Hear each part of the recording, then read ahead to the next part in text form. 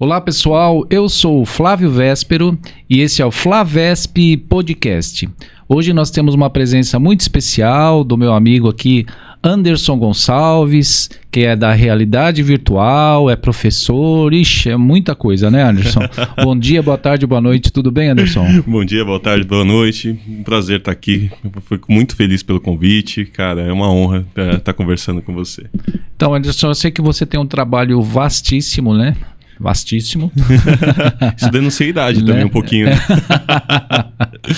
Idade é um problema, idade. E a gente quer saber um pouquinho da sua história, assim, como que, realmente, o que você começou em qual arte, vamos dizer assim, que eu sei que você é arteiro, né, mas qual arte que você começou, assim, que você foi e foi? Cara, eu acho que a gente começa ainda com criança, começa fazendo dobradura, começa a brincar com aqueles Lego, brinquedos de montar. Às vezes a gente não mensura a importância que isso tem na nossa formação. Então, desde pequenininho eu sempre fui de construir coisas, desde aqueles bloquinhos de madeira, e aí pegar carrinho que quebrava, desmontar o carrinho e tentar modificar o carrinho. E meu pai, ele é eletricista. Então ele sempre incentivou a gente a fazer as coisas em casa e arrumar a tomada, essas coisas. E eu comecei fazendo manutenção de computador. Fiz um curso e gostei pra caramba da arte de montar as plaquinhas e fazer o negócio funcionar. E aí fui fazer Senai de eletrônica, dali fiz robótica. E saber como as coisas funcionam e montar as coisas para que as coisas andassem, acendesse luzinha e piscar, me incentivou a ir para essa área da televisão, da área do rádio. Então a minha formação, mesmo na faculdade, é de rádio e TV. Tá, então você era aquele que ficava fuçando para desmontar e montar as coisas, é isso? Sempre sobrava peça. Aí eu tinha que dar um jeito, pegava a peça de um, colocava no outro. Nem sempre funcionava do jeito que a coisa era para funcionar. Mas eu descobri agora que isso tem um nome, é cultura maker. Ah, é? Então o pessoal pega essas coisas que a gente já fazia, nomeia de uma outra forma e começa a oferecer isso como curso e tal. Então eu sempre fui maker, assim, sempre fui fuçador. Você sabe que eu também... pequenininho eu fazia umas coisas assim, era a mesma coisa, sobrava um monte de peça, eu falei, nossa, mas onde que é isso, onde que é? Aí parei, não, vou parar. Deixa quieto, vou pro violão. Mas eu comecei a fazer violão também aos 14 anos de idade, só que eu sempre fui um apaixonado pela música, acho que essa paixão me inebriava e eu não era disciplinado o suficiente para ser um bom musicista, assim, mas eu toco desde sempre, assim, é uma coisa que me traz paz, que me leva para um outro mundo. Entendi. Assim. E começou no violão também? Então. Comecei no violão. Aí fiz, acho que 2 anos de curso regular, montei banda, fiz show por vários lugares, chegamos a gravar disco, foi bem legal, foi uma parte boa da minha Que interessante isso, hein?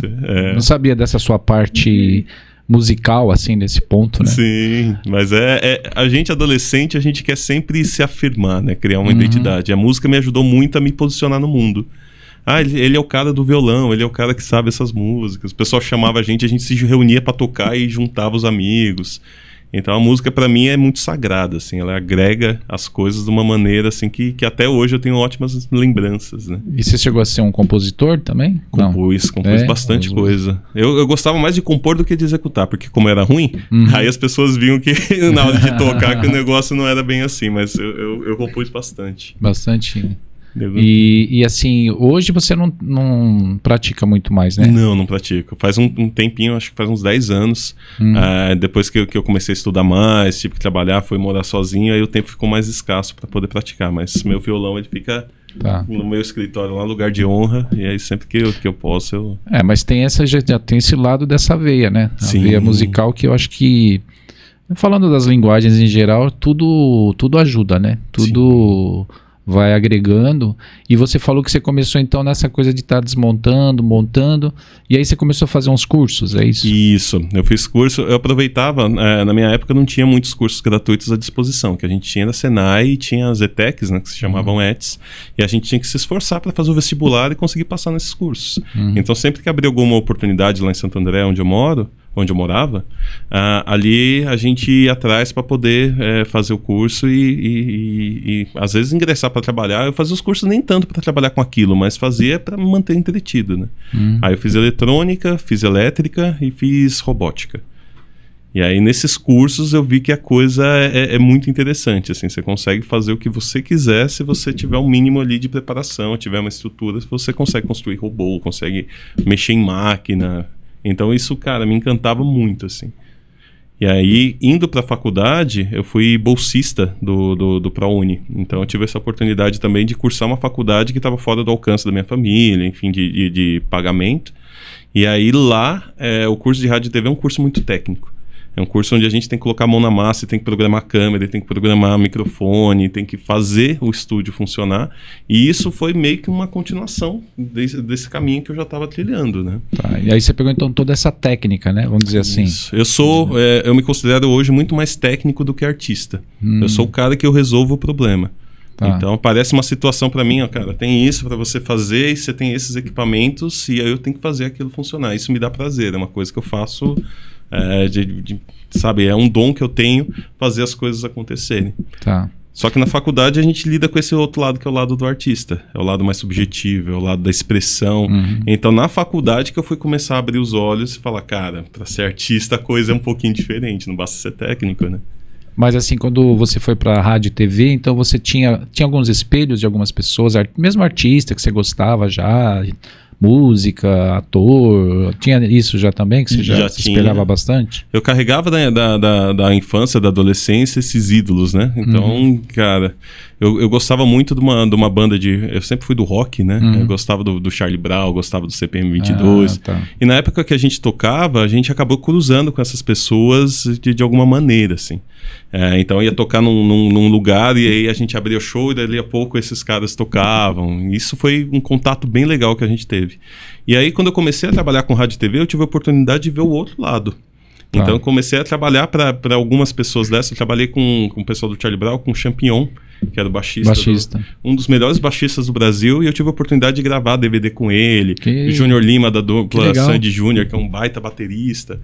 E aí, conhecendo as pessoas, o lado humano das pessoas por trás da coisa, isso me levou a um outro patamar, assim. Porque aí eu comecei a perceber que o ídolo é algo que você cria na sua cabeça. Mas as pessoas são pessoas batalhadoras, elas estão atrás de trabalho, estão correndo, técnica. Né? E aí eu desmistifiquei um pouco essa questão do ídolo. Hoje o ídolo para mim são pessoas que me são referências, mas não necessariamente eu queria estar no lugar delas, eu queria fazer o que elas fazem, porque a história das pessoas é bem complexa, né? Para chegar onde elas estão, elas abrem mão de muita coisa, às vezes não é o que você está disposto a fazer, né? Entendi. E aí quando você entrou na faculdade, aí você começou a ver coisas bem diferentes que você estava falando aí, né? No rádio, teve que você começou a ver esse lado mesmo do outro lado de trás, vamos falar, né? Isso. Que aqui a gente tá aqui, estamos conversando, falando, e tem o brasileiro ali no operacional, né? Super brasileiro. Fazendo direitinho, né? Mandando bem brasileiro, direitinho. Então aí você foi vendo esse outro lado. Sim. E isso te animou muito mais para continuar, para fazer coisas diferentes. Com certeza. E eu tive muita sorte de conhecer pessoas muito boas no meu caminho que me ajudaram de várias formas diferentes, assim, além do apoio da minha família, ter amigos que me apoiavam. Enquanto eu fazia faculdade, eu comecei a trabalhar numa produtora de vídeo. E essa produtora, eu fazia casamento, fazia institucional, fazia shows. Então, enquanto eu ia tocando a faculdade, vendo as coisas na teoria, eu também ia fazendo na prática. Isso me fez me dar muito bem nesse sentido, de que eu não acreditava somente no que as pessoas estavam falando, mas eu sempre ia provar para ver se aquilo era aquilo mesmo. E essas verdades, elas foram me formando, assim. Elas foram me construindo sobre uma base muito sólida. Eu sempre testava as coisas e falava, cara, isso para mim funciona, isso para mim não funciona. Só que assim, da onde a gente veio, o sofrimento para a gente conseguir as coisas e a demora é algo que também a gente tem que lidar, né, com essa ansiedade. Sim, a ansiedade, né? Cara, para comprar um equipamento, por exemplo, que o pessoal já chegava com equipamento, eu demorava 1 ano, 2 anos trabalhando todo fim de semana, trabalhando 18 horas por dia para poder pagar aquele equipamento, que não era o melhor de todos. Você pegava um equipamento e tinha que tirar leite de pedra daquele equipamento para poder apresentar o resultado que outra pessoa. Então, toda essa dificuldade hoje eu vejo como um mérito, assim, mas na época era difícil. Motivação. Eu trabalhava de manhã para poder pagar a passagem de trem da faculdade. Não pagava a faculdade, mas pagava o transporte. Aí o pessoal saía pro bar, ia pra balada e você tinha que voltar porque tinha que pegar o trem, não tinha dinheiro para pagar a bebida. Então são coisas que, se você não tiver uma estrutura para lidar, você acaba desistindo, né? Sim, é outro horizonte, né? Exatamente. Você olha, outro jeito, tudo. E você tinha, quando você entrou pra faculdade, você tinha o quê? 19 anos? 17. Eu entrei bem novinho pra faculdade. E aí eu fiz esse curso, né? Durou 4 anos o curso. Saí da faculdade faculdade com 21, 22. Mas já saí com produtora montada. Ah, você já tinha produtora, então. Porque aí a gente foi demitido da produtora onde eu trabalhava, peguei eu e um amigo e aí a gente montou uma produtora, e essa produtora ficou no mercado durante muito tempo. Isso me ensinou demais também. E aí foi o seu lado, aí começou mesmo o seu lado profissional firme, vamos dizer assim? Sim. Que aí você firmou mesmo. Eu comecei, eu trabalhei como estagiário na época que eu fazia eletrônica em 2002, 2003, eu comecei a trabalhar na área em 2006. Então lá se vão quase 17 anos. Nossa. Trabalhando. E aí, montando a produtora, você não lida só com a questão técnica. Você tem que lidar atendendo cliente, você tem que lidar vendendo, oferecendo produto. É um macro trabalho, né? Exato. Isso me levou para um lado mais de gestão, assim. Que aí a gente começou a contratar funcionários, a gente até foi fazer um curso de administração para poder entender como que faz, as práticas, porque tem muita gente que aprende sozinho, só que é muito sacrificante, né? Você acaba perdendo muito tempo e muita coisa se você demora o tempo para aprender sozinho. E aí eu fiz esse curso de administração. Quando eu terminei o curso, eu falei, cara, isso não é para mim, ter produtora. Eu gosto muito mais do lado técnico e do lado de ensinar do que necessariamente do dia a dia, de ficar fazendo conta, fazer orçamento. Essa parte me desgasta muito. E esses trabalhos que você fez com a produtora, você lembra de alguns que foram assim bem interessantes, meio fora às vezes do contexto, ou alguma coisa que aconteceu, você lembra? Nossa, tem várias situações. Desde a época dessa primeira produtora que a gente trabalhava com casamento, trabalhar com evento já é difícil porque o evento pode acontecer de tudo. Quando se lida com casamento, normalmente são eventos com menos estrutura. Nossa, acontece... Já fui pro interior e no meio do caminho bateu o carro com os equipamentos dentro. Já teve situação de roubarem equipamento. A gente fazendo casamento na igreja, a igreja é um lugar público aberto, e aí vem algumas pessoas e levam equipamento enquanto você está trabalhando. Ixi. Nossa, equipamento dá problema na situação que não podia dar. São histórias que a gente vai colecionando, assim. Na hora é muito difícil lidar com aquilo, mas depois, quando você passa, você fala, cara, olha que loucura. Às vezes você dá até risada, né? Então, a gente tem que rir para não chorar. Pra não chorar, né? Porque é isso. A gente vive uma situação no país super complicada. Então, essa situação leva as pessoas a fazerem coisas que não são legais. Então, enquanto em outro país a pessoa está super segura, tranquila, o tempo inteiro você está mais preocupado com a segurança do que fazer o seu trabalho. Então, isso é bem difícil, sabe? Difícil, né? Mas tem algumas situações que... Teve um casamento que eu me lembro... que o pessoal, o casal, ele estava junto já fazia 10 anos e não tinha dinheiro para poder oficializar. E eles juntaram dinheiro durante 10 anos e aí os amigos ajudaram tudo e eles fizeram uma festa super humilde no salão do prédio. E nesse salão do prédio deu tudo errado. Acabou a luz, acabou a água, a comida não chegou. E, cara, foi uma situação... Só que o que me chamou a atenção disso, que me marca na vida toda, é porque em nenhum momento eles ficaram tristes, ou ficaram chateados, ou ficaram nervosos. Eles levavam aquilo como, mas tá tudo bem, deu certo, pelo menos, tal, não sei o quê. E essa resiliência foi algo que me marcou pro resto da vida, assim. Sim. Eu falo, cara, por mais que esteja dando errado, a gente tá vivo, a gente tá respirando, a gente tá aqui, sabe? A gente tem essa oportunidade, isso é muito bom. Bom de ser assim, né? Sim. Principalmente hoje que é todo mundo ansioso, nervoso, hoje já, né? Perfeccionismo. A gente vive de aparência. Sim. Então na internet é XYZ, fiz altos trabalhos e tal, mas na prática não. A pessoa tá vivendo aquele mundo da ilusão e na prática a pessoa, sabe, não tem aquilo. Não tem aquele... É uma aparência. Uma aparência, justamente. Você tava falando aí, eu lembrei de algumas situações também de casamento, fazendo, né... Lá você sendo contratado para tocar, cantar. Uma vez também a gente foi fazer, era eu e mais 2 músicos. E aí o que aconteceu? O pessoal que estava no som mesmo, né, que fez toda a parte técnica, que a gente chegou antes para fazer um teste, né? E testaram tudo, ficou tudo ótimo, tudo. Som dos instrumentos, som de voz, né? O microfone de quem ia falar, né? Que ia fazer o casamento, que era o pastor, no caso, né? Rapaz, na hora que começou... Tudo errado. Começou a dar uns pipocos no negócio. O microfone não funcionou. O violão não apareceu. O microfone que estava plugado lá no piano para aparecer o som, né? Para dar sumiu. Cara, ninguém entendia. E assim, e você só via a gente correndo para mexer nos negócios, nos fios. Foi assim. Hoje você dá risada. Na hora você ficava olhando e fala, gente, e você tocando e não saía som. Você fala, o que está acontecendo? Aí o pessoal cantando junto não saía. Você fala, né, olhando pro pro pessoal que é o noivo, o pessoal todo esperando ali, né, ouvir o som mesmo. E a gente ficou naquele acústico, aquele negócio baixinho. E dá um desespero porque você não pode pular aquela situação, você tem que ficar até o final. E fazer, até que conseguiram mexer no... Mas já tava, sabe quando já tava do meio pro fim? Sim. Mas e também não funcionou como tava antes. Depois a gente conversou com o pessoal, ninguém soube falar o que aconteceu. O que tinha... E o louco de mexer com técnica é que a técnica não aceita falha. Qualquer fio que sair, que tropeçar, um microfone que falhar, já prejudica o resultado como um todo. Você vai ser lembrado por aquela falha. Por aquela falha, justamente. Então, pelo menos os meus amigos que são técnicos, assim, a gente é muito metódico de ter as nossas coisas, de testar, de ter coisas a mais, porque se aquilo der problema eu tenho um segundo. Isso faz com que a nossa ansiedade ela seja muito alta, mas ao mesmo tempo a gente esteja sempre muito preparado para todas as situações, né? Sim, sim. E mesmo assim vai ter falha. É porque verdade. O mundo, ele não quer saber que a umas gente coisas tá assim, e você ligar, testar e ficar tudo bom, aí você vai tocar na hora e você fala, ué, mas não tava assim.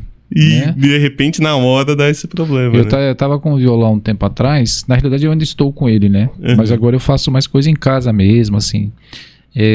Brinco mais lá. E eu usava bastante ele tocando. Eu gostava do som dele, assim, de tocar, né? Aí eu comecei a perceber que em alguns eventos o som dele, ele fazia isso aqui. Ele tava bem, de repente ele dava caía. Sabe, ia caindo. Eu falei, mas o que acontece? Aí fui, troquei até o captador dele. Tudo pra fazer um som. E ele continuou legal, de repente ele dava... Eu fui tocar em alguns lugares e falei, ué, mas eu falei, ué, o violão tá cansado, o que acontece com esse violão, né? Né? Aí eu falei, quer saber, eu vou aposentar ele, eu vou tocar com ele só em casa, lá comigo mesmo, lá, faço, né? Mas achava estranho, o som dele super ótimo. E de repente caía.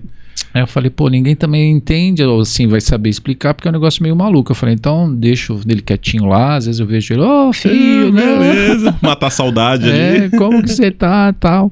Mas lembrando aí que você tava falando então dos casamentos, né, das coisas que já aconteceram na parte técnica, e outras coisas que vocês produziram na produtora que vocês faziam, era em geral, era tudo que vocês faziam assim? A gente fazia casamento, a gente fazia muitos institucionais para empresas, a gente já trabalhou, pode falar marca aqui? Pode falar. A gente trabalhou para Bayer, eu fiz um trabalho para Votorantim, que era uma empresa grande, fiz trabalho para Petrobras, então a gente chegou a abarcar algumas empresas grandes. Hoje a produtora ainda existe, ela fica em São Bernardo, chama Vídeo É Isso, tá na mão do meu amigo Michel, ele continua com ela até hoje, e ela se especializou agora em mercado corporativo. Mas enquanto a gente estava definindo o público-alvo, a gente fez shows, por exemplo. A gente fez o show do Planta e Raiz no Expresso Brasil, que era um show para 10 mil pessoas. A gente gravou o DVD dos caras. A gente fez um show de hip-hop na prefeitura de Santo André. Gravamos DVD numa banda chamada MCs Black. Então, tem alguns trabalhos assim que eles vão marcando. A gente grava um fundo de quintal no Carioca Clube, que fica lá na Cardeal Arco Verde, em São Paulo. Que é um lugar muito bacana, muito grande. Então, de pouquinho em pouquinho, a gente foi alcançando coisas, entendendo se aquilo era nosso mercado mesmo ou não. Só que essa indecisão também é complicada para um negócio, porque é muito interessante como experiência, mas como negócio, o quanto mais focado você tiver e você atender aquele público melhor, mais você deslanche. Por isso que hoje a produtora está especializada e na época a gente pegava qualquer coisa, né? Isso me ajudou muito a crescer como profissional, entender que ficar no mesmo segmento para mim não fazia sentido. Eu gostava muito mais da experimentação, de testar e de tentar tecnologias novas do que atender um público de um único jeito, né? Tá, então aí essa foi essa parte de produção mesmo, né, que você tá falando. E aí já nesse mesmo período você começou com a coisa também da aula, de entender para dar aula das outras linguagens, no caso que você faz, ou foi depois isso? Não, foi quando eu entendi que eu não queria aquilo, e aconteceu por conta de um problema que a gente teve numa gravação, que a gente perdeu os arquivos e o estresse foi tão grande que eu vi, cara, eu acho que talvez não seja isso o meu chamamento. Eu gosto de fazer, acho que tá dando certo e as pessoas são legais, mas talvez não seja esse meu caminho. E aí eu sempre procurava concursos para poder dar aula. Eu sempre gostei muito de ensinar. Eu dava já treinamentos nas empresas que eu passei. E aí eu recebi um convite para trabalhar como técnico de estúdio de uma universidade. Um amigo meu, que foi meu professor, ele me chamou, tá tendo uma vaga aqui, paga pouco, mas eles pagam uma bolsa do mestrado. Então, se você quiser dar aula, pode ser um caminho. E foi assim que eu fiz. Entrei nesse lugar ganhando 4, 5 vezes menos do que eu ganhava na produtora. E ainda tinha dívida para pagar da produtora. Passei um aperto filho da mãe. Só que eles me davam uma bolsa que era muito maior do que eu poderia pagar. Tá. Então, aí eu fiquei de técnico na universidade durante 4 anos. E durante esses 4 anos eu fiz o meu mestrado, estudei pra caramba. E aí, assim que eu terminei o mestrado, imediatamente eu já prestei concurso para professor. E aí eu passei para começar a dar aula, não na universidade que eu tava. Porque tem um preconceito contra o técnico, né? A gente é muito bom e a gente é muito reconhecido dentro do nosso segmento, mas as pessoas que são da academia, os artistas, eles veem a gente como alguém menor. Alguém apertador de botão, alguém substituível. Ah, se você não fizer o que eu quero, eu chamo o outro que vai ter um monte no mercado, e as coisas não são bem assim. Talvez vocês como um gandula, vamos dizer assim, Exatamente. Né? Você tem que preparar o jogo para mim, porque eu tenho que brilhar. Uhum. E a gente vê, pelo menos na área do audiovisual, como eu fiz rádio e TV, eu fiz um mestrado em comunicação. E a gente entende que é um conjunto. Os artistas, eles são técnicos e os técnicos também são artistas. Então, se a gente não tiver um diálogo legal, não trabalhar junto e não entender dessas duas formas de expressão, não tem sucesso. Um programa que é altamente técnico, mas não tem conteúdo, não leva a lugar nenhum. Uhum. Um programa que tem muito conteúdo, mas não tem qualidade técnica, também não vai chegar nas pessoas. Sim. Então, no audiovisual, a gente aprende, tanto no audiovisual como no cinema, eu cheguei a fazer algumas coisas para cinema também. Se você não tiver uma precisão técnica e alguém com direção, com texto, bons atores, boas músicas, você não consegue chegar. Você sabe que você está falando, eu estou lembrando também mas isso nos anos 80, faz tempo, hein, brasileiro? Comecinho dos anos 90. Eu tava chegando aí. Tava chegando. Eu fui fazer umas entrevistas numas rádios, na época AM, FM até. E aí eu via, assim, hoje mudou, né? Mas era o cara que ficava do outro lado e o cara aqui falando, né? Uhum. E aí o que eu percebi? Que o cara que tava do outro lado, ele trabalhava pra caramba. Sim. Acerta aqui, entra por lá. Quer dizer, às vezes não é assim, às vezes você tá ouvindo o rádio e dá um branquinho, às vezes não é. Porque o cara que tá do outro lado, às vezes, né, não coisou direito, ou até o próprio cara que hoje tá, né, ali Sim. falando. Mas aí eu comecei a ver, eu falei, nossa, mas o cara ali trabalha muito. E aí eu vi que o que acontece, ele, por exemplo, o cara entra no horário, sei lá, chutando aqui, né, das 8 às 5, por exemplo. Então ele vai fazer X programas, aquele mesmo cara, e ele tem que tá a 1000. Não pode ter os erros, né? Sim, qualquer erro é muito perspectiva. E é o que você tá falando. Aí ganhava, o pessoal que estava do outro lado ganha todo o mérito, Sim. o nome, não sei o quê, e o cara que tá lá atrás nem é falado quase. Exato. Né? Eu trabalhei uma época no SBT fazendo um programa de turismo. E aí eu tive a oportunidade de trabalhar com uma menina que era da minha faculdade, a gente fez o TCC junto, e assim que ela estava nesse programa, ela falou, vem trabalhar com a gente. E era muito complicado, porque eu fazia câmera, fazia luz, fazia som, fazia toda essa parte, só que na hora que ia apresentar a gente, eles chamavam a diretora do programa pelo nome, chamavam a apresentadora pelo nome e o câmera. Isso me incomodava demais, eu não entendia o porquê. Por quê? O técnico é só mais uma peça, é só mais um equipamento. Sim. Hoje é um, amanhã é outro. Mas o artista, a pessoa que está na frente... Isso é uma cultura muito brasileira, viu? Porque em outros países os técnicos são um pouquinho mais valorizados. Ele é profissional tanto quanto, né? Sim. A gente vê no jornalismo isso mudar um pouquinho. Então o repórter cita o nome do repórter cinematográfico, do produtor que está ali produzindo todas as coisas. Não é só quem está aparecendo, né? Sim. A gente tinha o Goulart de Andrade que ele fazia questão de trazer o nome do câmera, né? E às vezes até puxar o cara. Era uma pessoa que... Cada furada que os câmeras do Goulart de Andrade se metiam junto com ele para poder ter as reportagens. E ele valorizava, respeitava isso. Porque é uma equipe, é um time, né? Se um falhar... O Goulart de Andrade dava mesmo... O Capeta ficou conhecido no Brasil inteiro por causa dele. Por conta dele. Tem o Marcelo Tassi também, né? Sim. Que trabalhava junto com o DAO 2, que era a câmera dele, e aí a produtora veio a partir disso. Então a gente entende que a gente não sabe tudo, e jogar junto, jogar em time, pelo menos no audiovisual, no rádio, é o que vira. É uma arte coletiva, não é uma arte individual de uma pessoa. Sim. Você tem que ter todo um... E eu digo assim também, tá todo mundo meio no mesmo pique, né? Porque às vezes você pega o pessoal que não tá muito legal para trabalhar, tal, mas...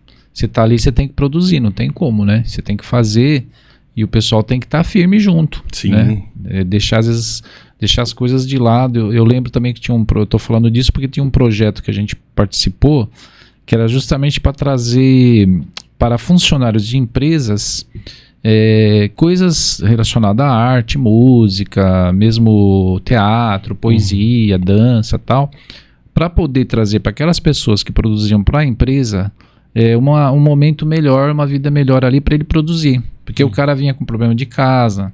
Então vinha com problema na família de bebida, de droga, de estresse, de ansiedade, de discussão, de falta de dinheiro, de tudo. E aí trazia para a empresa. Entendeu? E aí o que eu falo, quando você tá numa coisa que você tá junto, que nem aqui a gente tá produzindo, então tem que sair uma coisa legal ali. O pessoal tá ouvindo, vendo. Então ali tem que estar bem, né, Brasilino? Claro. Tem que estar bem. Aqui tem que estar bem, né? Para você poder produzir uma coisa que as pessoas olhem, identifiquem, falam, pô, deu para entender, foi bom, né? A entrevista, deu pra gente conhecer a vida do Anderson Gonçalves, né? Tem o nome de guerra que é o Andy Barak. Se Andy Barak também. Nas redes sociais, Andy Barak é o nome que eu uso artisticamente. Que legal. Mas o que você falou é muito importante, assim. O ambiente de trabalho, ele não pode substituir a sua família, os seus amigos, mas quando a gente consegue ter um ambiente saudável em que as pessoas criam uma relação de confiança, às vezes o seu problema, as pessoas podem te ajudar de alguma forma, seja ouvindo, seja auxiliando de alguma maneira. Então pensar, quando a gente faz audiovisual, a gente viaja muito junto, passa muito tempo junto, às vezes mais tempo do que com a nossa família. Se é um ambiente tóxico, se é um ambiente em que tem gente gritando, gente te desrespeitando o tempo inteiro, você vai adoecendo. Então, tem o lado das pessoas, às vezes, não chegarem tão bem e não terem suporte, e tem o lado também de, às vezes, o ambiente deixar a gente mais doente.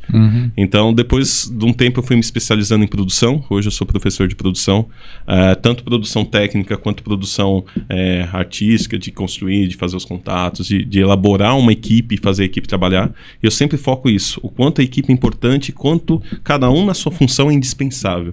Desde a pessoa que puxa o cabo, da pessoa que auxilia na limpeza, a pessoa que faz segurança, todas essas pessoas são fundamentais. Sim. Se elas não estiverem na equipe, cara, o programa não roda. E não dá para valorizar só o diretor é só mais uma peça, sabe? Então eu sou muito dessa questão de produção horizontal. Cada um na sua função, trabalhando, não que não exista hierarquia, a gente tem as pessoas que comandam e tem as pessoas que executam, mas tudo isso de maneira super respeitosa, porque senão não dá certo. Não roda, né? Não sai o negócio, né? Sim. Não sei porque você tá falando, eu também lembrei daquele filme do Charlie Chaplin, que ele tem que ficar... O Tempos Modernos, né? De 33. E cada vez que ele parava e dava aquele... É mais ou menos isso, é aquele mecanismo, né? Que Exato. tem que fazer funcionar as coisas, né? E não mecanismo no sentido de ser um sistema. As pessoas, elas têm dias bons e dias ruins. Sim. Mas a produção, ela tem que funcionar como uma máquina. Sim. É uma máquina operada por pessoas. Sim. Então, se mistura, coloca a pessoa no lugar da engrenagem, vai dar errado. E se, em vez de colocar um ser humano, uma cabeça para pensar, colocar uma máquina, também vai dar errado. A gente precisa equilibrar as coisas, né? Bem interessante. Agora me fala, você, então, nessas suas produções todas aí, nesses projetos, esses que você fez, né? Que você falou de alguns, tem algum outro que você lembra que foi super legal também, assim, super interessante, dentro desse projeto que você fez? Porque você vai falar dos que você está fazendo e dos que você vai fazer. A gente participou de um programa chamado Sala de Cinema no Sesc TV. Então, também através de uma amiga, a Júlia Mauri, a gente foi convidado a participar desse programa. Era um programa que entrevistava pessoas do cinema para poder entender como funcionava por trás dos filmes. Então ali a gente teve a oportunidade de conhecer muita gente que pra gente era inacessível, que não existia. Fui entrevistar pessoas em casa que eram cineastas famosos. Fui pro Projac várias vezes no Rio de Janeiro para poder entrevistar os artistas da Globo que participavam, atores, para falar sempre sobre aqueles diretores. E nessa oportunidade a gente teve a oportunidade de viajar bastante e de ter esse conhecimento. Então o que é interessante é você arranjar alguma coisa para você fazer, alguma profissão que você goste, que você aprenda, que você esteja sempre evoluindo naquela profissão. Isso é o que me apetece, que me levou a dar aula também. A gente sempre está pesquisando, a gente sempre está conhecendo, a gente sempre está chegando a pessoas que pareciam inacessíveis de uma outra maneira. Então, essas possibilidades são que me motivam, tanto nos projetos que eu já fiz, quanto nos projetos futuros, né? Entendi. E hoje você também, então, nesses projetos, que vamos dizer, os projetos de agora, né, os presentes, você realidade virtual. Virtual que você faz. Fala um pouquinho pra gente, então, o pessoal conhecer mais o que abrange, né? Boa. Depois, quando eu comecei a dar aula, eu dava aula de efeitos especiais para cinema e dava aula de produção, fotografia, essas partes. E aí eu fui levado cada vez mais para essa parte dos efeitos, do 3D, como a gente constrói um universo. Às vezes grava um filme inteiro em tela verde e a partir daí a gente consegue criar um cenário e criar efeitos. Isso foi me encantando, e aí eu fui começando a estudar isso cada vez mais. E aí, principalmente por conta da pandemia, onde tudo virou de ponta cabeça, eu também eu trabalhava numa universidade durante muito tempo, eu fui desligado dessa universidade, tive que dar aula online, vi a dificuldade que é você dar aula em casa e tal. Eu comecei a pesquisar mais sobre isso e entrei no doutorado disso na Unesp, que é uma universidade estadual que tem ali na Barra Funda, que tem o Instituto de Artes. E ali, através dos meus amigos, eu fui levado a fazer mais pesquisas em relação a isso. E por conta da pandemia, com as lives explodindo, também explodiu o Facebook. Ele criou uma empresa, ele abarcou a empresa dele com o nome de Meta, que era um guarda-chuva que cuidava de todas as empresas, e focou totalmente nesse tal do metaverso. Metaverso é como se fosse uma realidade misturada entre a realidade física que a gente tem e com óculos, ou com celular no rosto, ou com dispositivos, relógio inteligente e tal. A gente trazer camadas da internet para o nosso dia a dia. Não simplesmente pegar o celular e acessar algo, mas fazer isso mais naturalmente, com o movimento dos olhos, fazer olhar para cá, por exemplo, e ter mais informação, olhar para o seu rosto e conseguir ter o seu perfil na internet ao mesmo tempo que eu estou olhando para você. E a ideia do Facebook era naturalizar isso até 2030, de forma que todas as pessoas tivessem acesso. E aí, nessa empolgação, eu fiz um projeto que pensava nisso de algumas maneiras, comecei a estudar, passei no doutorado e comecei a desenvolver alguns cursos nessa área para pessoas que estavam iniciando, que não sabiam o que era, porque é uma sopa de letrinhas, são coisas que não estão muito presentes no dia a dia, né? Mas, pouco a pouco, as pessoas elas estão abarcando esse conhecimento. Então, na realidade, é realidade virtual e realidade aumentada, é isso? Isso. A realidade aumentada é quando eu pego um dispositivo, por exemplo, e eu tenho aqueles códigos, como parecem uns códigos de barra, que nem quando eu vou no restaurante e tem aquele menu virtual, ou quando aparece na televisão algum anúncio eu aponto o celular. A realidade aumentada, eu estou no mundo físico e eu trago alguma camadinha do virtual para cá. E a realidade virtual é o oposto. A realidade virtual eu coloco um óculos que vai me tampar os olhos, tampar os ouvidos e trazer aquele mundo virtual para eu ficar totalmente imerso naquilo, sem contato com o mundo exterior. Então são dois polos são duas faces da mesma moeda, só que no meio a gente tem a realidade misturada, que é o meu objetivo. A realidade misturada, você não precisa estar nem totalmente imerso, nem totalmente fora do mundo. Você naturalmente interage com essas camadas virtuais. Então é um óculos como se fosse um óculos de grau, por exemplo, os dispositivos que a gente tem hoje, que tem um pequeno projetor, e conforme ele identifica algum sinal de que aquilo tem alguma informação a mais, ele carrega isso automaticamente, né? É uma das imagens que eu vi, acho que foi até com você lá no projeto lá, é daquela que a gente pode estar dentro de tipo assim, o filme do Jurassic Park, né? Sim. Coisas assim, totalmente alheias, né? Sei lá, fora do nosso contexto normal, vamos dizer assim, né? Você tá dentro de um filme, aí você fala, nossa, né? Que coisa, você vai vivenciando aquilo, né? Sim. E eu acho que isso pra gente é uma coisa realmente, não sei nem falar. Na pandemia, quando as pessoas não podiam sair de casa, isso foi alento para muitas delas. Por exemplo, visitar um museu, ver uma exposição que você não pode estar presente lá, você colocava esse celular dentro do suporte e você consegue visitar, né? Acessar mundos, por exemplo, vou para Marte. Você já tem aplicações que você vai para Marte e você explora Marte, a Lua, coisas que você não estaria lá fisicamente e você consegue ter uma sensação, lógico, não é a mesma sensação de sentir, ou sei lá, a temperatura na pele, mas tem dispositivo para tudo isso. Tem roupas, tem simulador de caminhada. O que a gente tem de realidade hoje por conta da condição social que a gente tem no Brasil, essas coisas demoram muito mais para chegar aqui. Chegam num preço super exorbitante. A gente não tem estrutura, por exemplo, de internet para poder usar isso em todo lugar. Então são algumas coisas que em outros países já estão mais desenvolvidas, que são coisas básicas, que pra gente ainda demora para chegar. Mas quando chegar, chega numa vez só. Então, principalmente mercado corporativo, publicidade, que sempre querem estar na ponta da lança, essas coisas elas são muito caras, né? Quem lançar primeiro é destaque. É destaque. E aí eles têm lançado. Alguns filmes que tem, vamos dizer, atual, assim, que você lembra, que usa bastante. Tem alguns que você pode falar? Sim, eu assisti nas férias agora o Avatar 2. Esse filme demorou anos e anos para ser produzido porque a tecnologia para fazer ele acontecer não existia. Tá. Então, James Cameron, ele é um cara que ele busca sempre desenvolver a tecnologia para poder fazer os filmes dele, e ele não faz ao contrário, ele não se adapta à tecnologia, a tecnologia que tem que ir atrás dele. Tá. Tem uma série no Netflix chamada The Mandalorian, que também tem um sistema de produção que são telas que emulam cenários em tempo real, que são os Virtuais Studio. Tem a Red Bull, que é uma empresa que além de bebidas, ela produz eventos esportivos, que ela também tem um sistema de gravação com essas telas.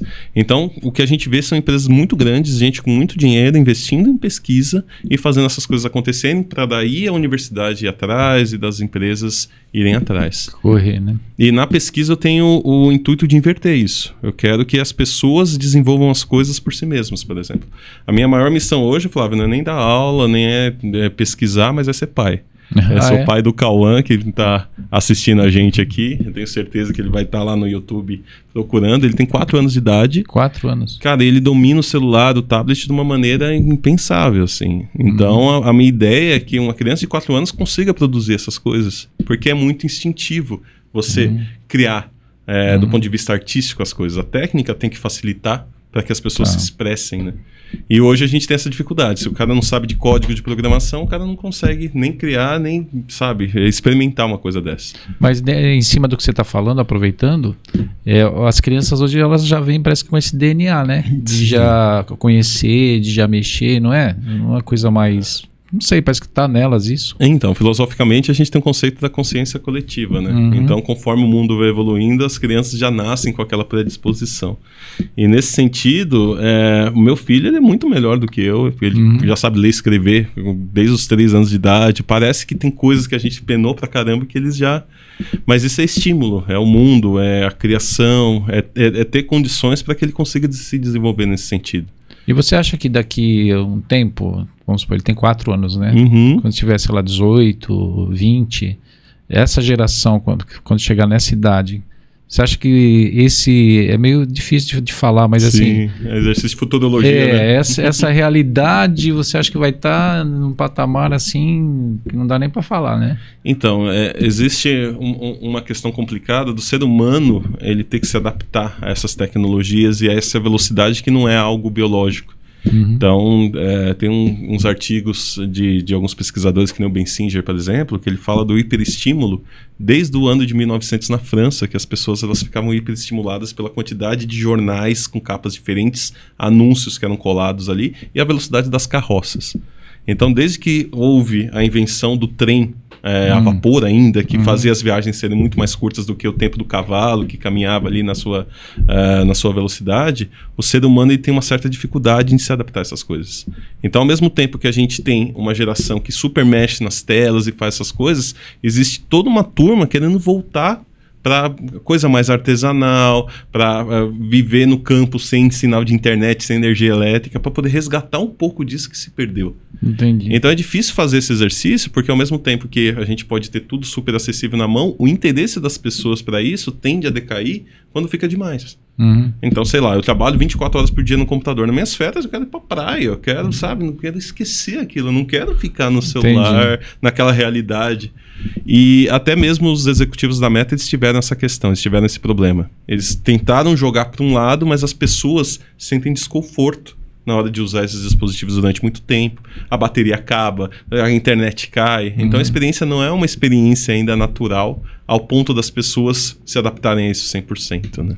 Tem isso nos cinemas, né? Que é o 3D, né? Sim. Bastante, né? Mas não é também todo mundo que às vezes gosta, não é? Não tem um pessoal que... E sente desconforto. Desconforto, né?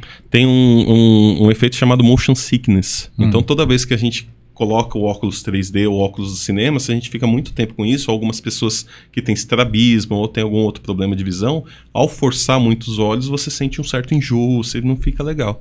Então eu escrevi um artigo sobre isso agora em 2020, se não me engano, com alguns amigos também, com a Fernanda, com o Rodrigo e com a Janaína, e a gente vai abordar exatamente isso. Quanto que é difícil para o ser humano se adaptar a essas coisas que são externas e a gente tem que usar permanentemente, não é natural.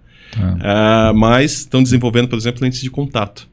em que você vê isso diretamente na sua pupila, ou implantes mentais no qual você não precisa nem do olho para enxergar as imagens. Você vai tentar estimular isso diretamente no nervo do cérebro. Nossa. Então as empresas de pesquisa estão tentando burlar essa questão, mas não acredito que todo mundo se adapte da mesma maneira e que a próxima geração seja algo super, hiper, mega. O que eu acredito é que algumas pessoas vão querer, outras pessoas não vão querer, e essa adaptação ela vai sendo gradual, né? Tá, então é um processo também, né, não sei se é um processo de... como que eu vou falar? Um processo de se adequar mesmo, né? Mesmo ao corpo da pessoa, não tem isso também? Ao jeito da pessoa, a forma de lidar. Sim. Meio é um efeito psicológico, complexo, né? E biológico, assim. Uhum. E tem uma outra questão que me interessa muito, que é a criação de conteúdo. Tá. Você vai por um negócio, o negócio é super legal, mas passa um tempinho, você já não gosta mais daquilo, porque satura. Então, até os artistas se apropriarem daquela linguagem, ter o acesso, conseguirem produzir conteúdo, vai um tempo. Então, o que a gente tem muito hoje, por exemplo, sei lá, vamos pegar na área da música, que são os áudios ambissônicos e 360. Cara, existe a tecnologia, mas muito poucos artistas têm acesso a isso para produzir coisas interessantes, sabe? Então, não chega nas pessoas, porque as pessoas olham aquilo e falam que tá, mas não tem qualidade, não é isso que eu quero. A experiência não é bacana, não basta a tecnologia para dar experiência. A parte artística é fundamental. Tá, para poder seguir, né? Uma outra linguagem também que você pode pegar como um artista mesmo, eu digo, né? E no projeto que a gente está junto, isso é muito interessante. Desde criança, se apropriar dessa tecnologia e trazer outras formas de expressão. Se a pessoa quiser fazer de ponta cabeça, fizer coisas que são da vivência dela com o uso daquela tecnologia, a chance dessa tecnologia evoluir e sobreviver é muito maior do que só as mesmas pessoas tendo acesso e fazendo as mesmas coisas. As mesmas coisas, né? E para frente, assim, você tem uma ideia de projeto diferente, projeto que você quer fazer de uma outra forma? Tem algum que você quer falar, não, esse vai ser o meu projeto principal? Tem algum que você já pensa assim? Tem, eu tô desenvolvendo lá no doutorado um projeto que ele tenta resgatar as memórias dos povos diaspóricos, né, que são os povos que vieram da África na época dos escravos e tinham os seus nomes esquecidos, tinham suas arquiteturas destruídas e tinham suas roupas mudadas. Cara, mudava tudo e as pessoas perderam o acesso a essas memórias. Então a ideia desse projeto é a gente pegar alguns lugares, assim como faz um coletivo chamado Cartografia Negra lá em São Paulo, resgatar naquele espaço geográfico o que existia antes. E o mais importante, resgatar o que seria essa memória que as pessoas tinham das suas próprias culturas, dos seus próprios reinos para 200, 300 anos para frente. Então hoje a tecnologia permite que a gente faça isso. Dá para fazer então com a própria tecnologia? Então. Sim, chegar por exemplo numa Praça da Sé e imaginar como que seria essa Praça da Sé daqui a 200, 300 anos se não tivesse, sabe, quem comanda tivesse destruído aquelas construções e construído o que existe hoje. Então esse imaginar como seria algo que me encanta muito. Muito interessante. Porque a tecnologia permite isso. Como que seria um dinossauro hoje vivendo aqui? A gente pode imaginar. Como que seria a história desses povos se eles não tivessem sido escravizados no Brasil? Nossa. Então, quer dizer, então é uma forma também de você trazer a identidade, né? Exatamente. É sempre uma busca que eu tenho na minha vida, que é o tempo e a identidade. Porque o tempo ele pode ser experienciado de várias maneiras diferentes. Ele pode ser super curto ou super estendido, dependendo da experiência que a gente tem. Então hoje aqui com você, por exemplo, é um tempo de qualidade, um tempo super gostoso que a gente está passando, a gente nem vê o tempo passar. Sim. E às vezes a gente está parado no trânsito, é um tempo que não passa de jeito nenhum, só que na hora de relógio ele é igual. Certo. Então, como a gente experiencia o tempo e pensar esses tempos que não existiram, esses tempos futuros que foram imaginados, por exemplo, é algo que me encanta muito. Meu lado artístico sempre vai para esse caminho. Vamos imaginar, e a partir do momento que a gente imagina, vamos tirar da nossa cabecinha e fazer outras pessoas enxergarem o que está na nossa cabecinha. Isso para mim é mágico. Nossa, então você está, por exemplo, num lugar e você fala, puxa, 200 anos atrás, como é que será que era isso? Exato. Né? 300 anos. E tem toda uma pesquisa de atrás de mapas antigos, de fotografias, antes da fotografia, de desenhos, né, de rascunhos de como era aquele espaço, e você tentar pensar isso para frente também. Olha. E é um exercício que você tem que passar por muitas coisas, tem que conversar com muitas pessoas, tem que ir a arquivos históricos, então é um processo que não é só você pegar e desenhar aquilo e colocar dentro de um óculos, mas tem todo um processo de pesquisa. Então isso como uma pesquisa mesmo para frente, até para as pessoas, pessoas, assim, como histórico, como tudo, é sensacional. Exatamente. Eu acho que uma questão que eu tô aprendendo na academia e que nem o artista nem o técnico tem é registrar os trabalhos. Então, da mesma forma que você registra uma música, ou a gente está aqui registrando nossa conversa em forma de podcast, isso pode ser acessado para frente, a gente precisa registrar esses caminhos para que as pessoas do futuro entendam qual foi a nossa história, a nossa trajetória. Porque às vezes quando a gente vai buscar atrás, não tem, sabe? Não tem, né? Você vai buscar e não acha esses documentos. Eu estava até falando, acho que foi não sei se foi com o de aulas, na entrevista que a gente fez aqui, sobre algumas coisas que eu via, às vezes vejo no Google, né? Aí tô vendo lá, vejo tal filme, por exemplo. Aí falo tal, né, no YouTube, não sei o que, falo, mas esse filme aqui eu assisti em 1980 e pouco no cinema. Aí os caras falam lá, lançado em 1990 e pouco. Eu falei, tá errado. Exato, essa informação não tá correta. Falou, olha, e ele mesmo falou que agora eles não estão datando muito as coisas no YouTube para justamente ter isso. Sim. Essa coisa, às vezes a pessoa tá vendo um filme que é de 50 anos atrás, aí de repente, talvez de uma desinformação, ou sei lá, para poder vender coisas do filme como se fosse hoje. Atuais, né? E eu falei, olha, uma coisa meio maluca isso, né? Uma coisa meio... E eu falei, aí eu percebi isso, até nos filmes que eu assisti, eu não lembro direito o nome dos filmes, mas eu olhei e falei, mas esse filme aqui eu assisti em 83, 84, agora que foi lançado em 99. Como assim? Né? Aí você olha os atores e você fala, alguma coisa tá errada, porque é só ver os atores... Na época tal, tem uma diferença, né? Sim. E aí coloca lá, fala, olha, então tem umas coisas que é o que você está falando, eu acho que é a falta de registro mesmo, Exato. Né? E no Brasil a gente tem muito pouca mania de registrar as coisas, ter um diário de bordo, de identificar isso de forma que a gente consiga entender isso depois. O bom é que existe a inteligência coletiva. De pessoas que criam uma Wikipedia, por exemplo, e vão somando conhecimento. Você, por exemplo, viu esse filme, você pode chegar lá e alterar. a data, por exemplo, dentro de uma plataforma e falar, não, foi 1980. Porque fica muito mais fácil do que uma única pessoa conseguir reunir todos esses registros. Né? Mas cada vez mais o povo, por conta das redes sociais do hiperestímulo, estão perdendo a questão do registro. Elas estão focando só no agora e só naquele monte de informação que eu tenho que processar no dia, esquecendo desse para trás. Isso é muito complicado. Complicado, né? Que a gente repete os mesmos erros, né? Então, coisas que a gente já passou, que a gente não precisa passar mais, a gente passa de novo porque esqueceu. Tá. Que passou. E você hoje, então, também está nos cursos que você... Né, os cursos que você trabalha como professor, tudo. Sim. Esses cursos que você faz, fala um pouquinho também deles, direcionado mesmo para o público que são seus alunos, seus aprendizes, como que funciona um pouquinho? Então, eu estou num projeto, até junto com o Flávio, chamado Fábricas de Cultura, e nesse projeto a gente oferece para a população em geral cursos na área de tecnologia, cursos na área de corpo, de dança, de teatro, de música, de circo, enfim. E nesses cursos as pessoas elas podem se inscrever pelo site e elas têm um ateliê de 3 a 4 meses, que é um ateliê gratuito, 2 vezes por semana, e lá a gente consegue criar, experimentar essas linguagens de uma maneira mais lúdica. Então tem cursos que são para crianças, se não me engano, de 9 até 11 anos, tem cursos que são para adolescentes, tem cursos que são para adultos. E o que é interessante é porque o acesso é mais fácil do que numa universidade. Eu também dou aula em universidade, hoje eu estou no Senac, na Faculdade Impacta, e lá você tem a mensalidade, e enfim, é um outro foco para a pessoa trabalhar com isso. Nesses lugares a pessoa pode experimentar, se não gostou ela pode trocar de linguagem, pode experimentar uma linguagem junto com outra linguagem. Então acho que do ponto de vista artístico esse projeto é fundamental, é muito importante, do acesso e do artístico. Mas também da parte técnica, na universidade você ter bons professores com vivência de mercado, profissionais que já passaram por situações, porque na teoria é uma coisa, na prática é outra.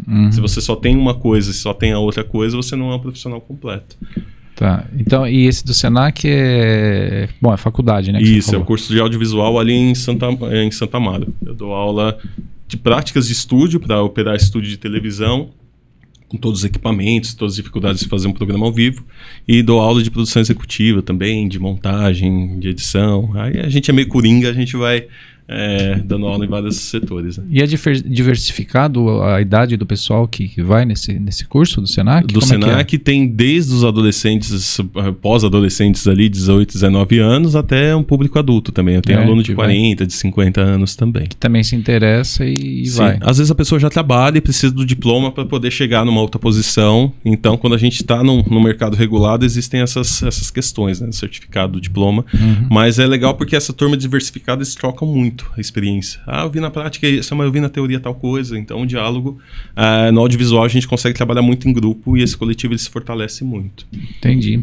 Então, são os dois lados, né? O lado que você faz com jovens e adolescentes também, né? Na fábrica, no Sim. caso, né? Crianças também, né? Crianças também, né? Que você tem, não. Eu tenho a partir de 12 anos. 12 anos, Isso. que já fala que é o quê? Adolescente? Já, né? Eu acho que sim. Já começa a ser meio adolescente, pré-adolescente, né? Uhum. Tá. E eles também, então, têm uma curiosidade e tem um conhecimento maior, né? Então, muitas coisas que eu vou passar para as duas turmas, eu tento criar um paralelo entre o que eu estou passando na faculdade e na fábrica de cultura.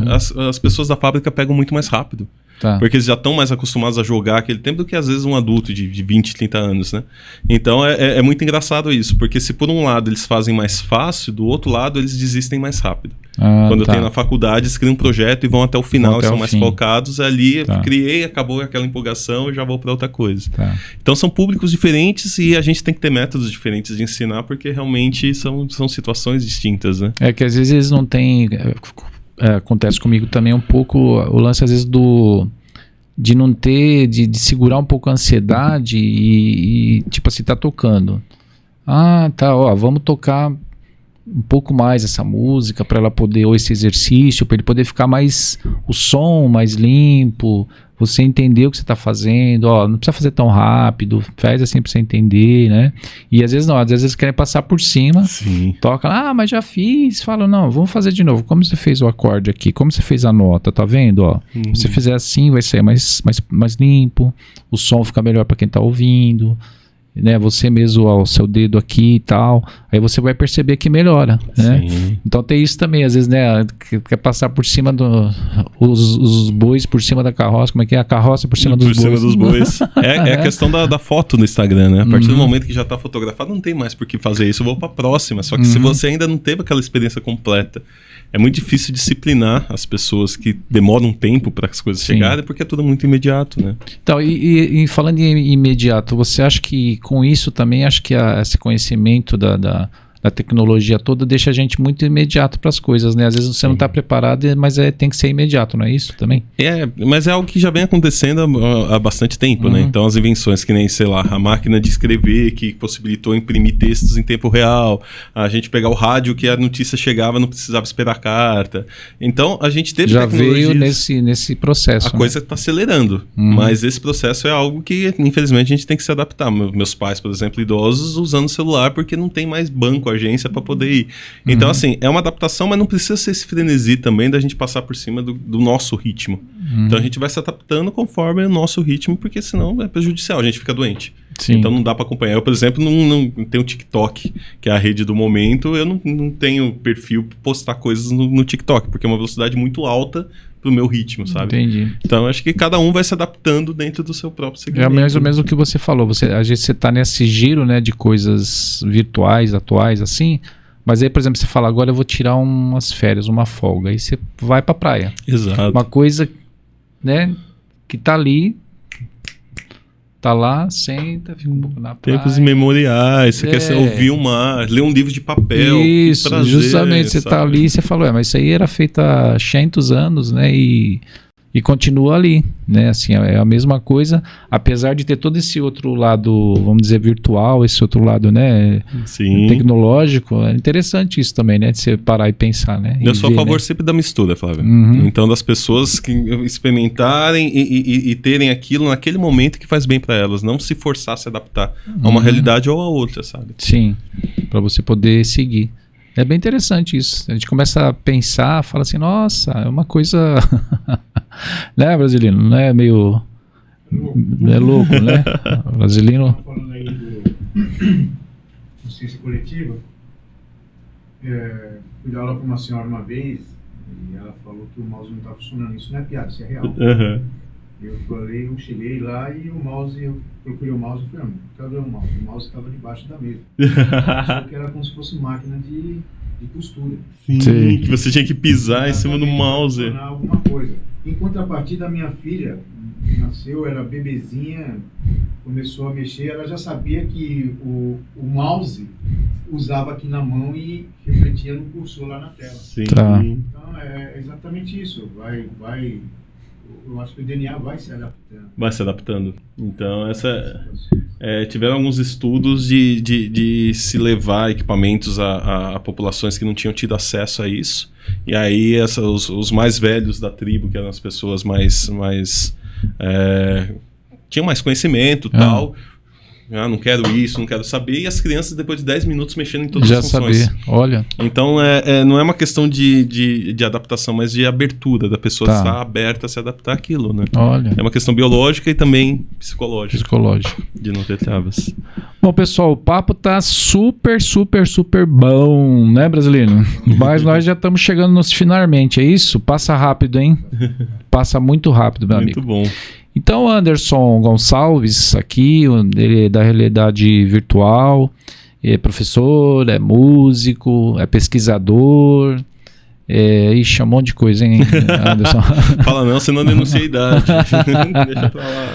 Então, eu queria, assim, que você desse o seu finalmente aí e que você deixasse os seus contatos, o pessoal quer conhecer o seu trabalho, quer conhecer mais um pouco sobre o que você faz, deixa todos os seus contatos que você tem, dá seu finalmente aí pra gente. E mais uma vez eu agradeço muito a sua presença, viu? Realmente de coração, muito obrigado por você estar aqui com a gente, tá? Foi um prazer gigante desde que você me fez o convite, eu fiquei muito lisonjeado. Você é um cara que é inspiração, um cara que está há muito tempo aí na estrada e quando a gente tem a oportunidade de trocar com uma pessoa assim, realmente a gente dá um salto, a gente evolui.